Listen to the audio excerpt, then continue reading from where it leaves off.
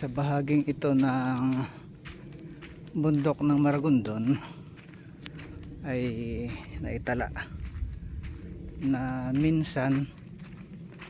nang magkakasama si Andres Bonifacio,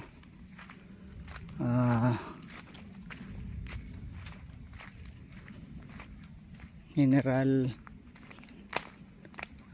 Alvarez ng Nobileta at General Emiliano Riego de Dios, nang sila ay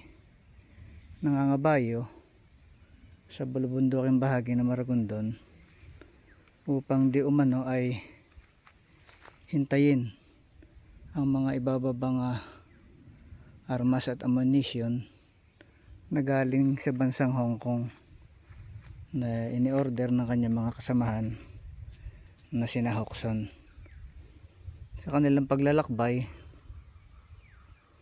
habang ang kabayo na dala ni Alvarez at Riego de Dios ay mataas kaysa sa kabayo na dala ni Andres Bonifacio, at habang si Andres Bonifacio rin ay mas may kaliitan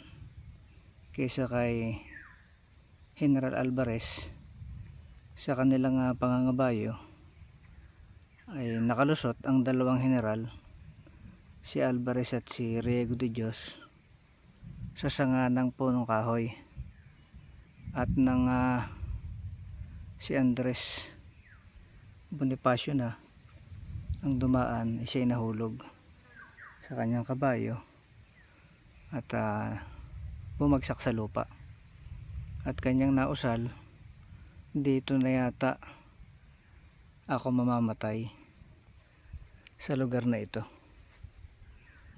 At nangyari nga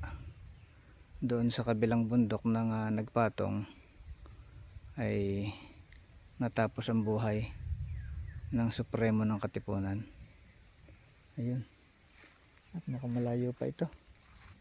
Balikan natin mga kasama.